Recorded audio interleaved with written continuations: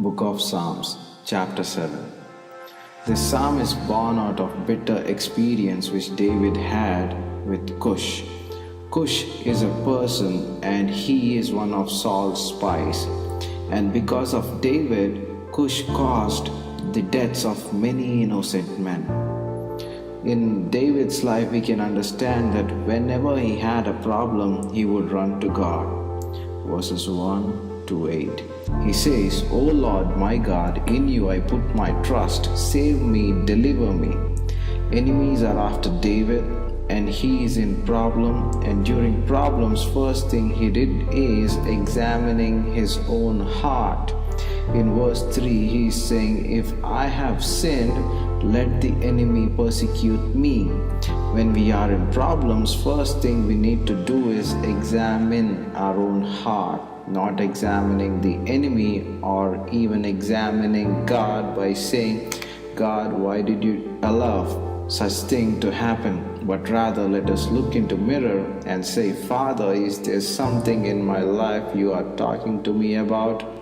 Is there some area in my life that needs to be sorted out? Let us examine our own hearts first. You may ask about enemies. The answer is, God will take care of your enemies. The wickedness shall come to an end and righteousness will establish. Verses 9, 10. Righteous God tests the hearts and minds. Testing is the purpose of trials. When God tests us, He is showing our own heart because we don't know our own heart. Because the Word of God says, heart is deceitful. Verses 11, 12, 13. This passage frightens us as we read about swords, arrows, spits, ditches, and death.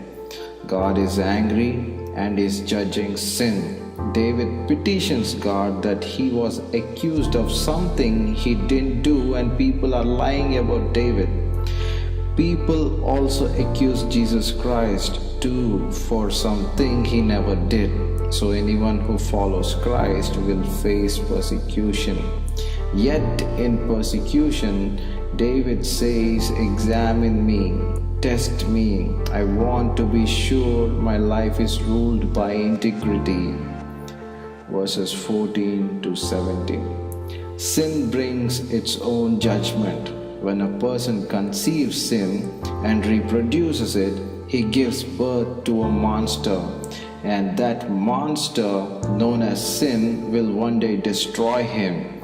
He made a pit and dug it out and has fallen into the ditch which he made. His trouble shall return upon his own head. That's a word of encouragement and also warning. That is, don't give birth to sin because you can't live with it, watching it grow and create problems.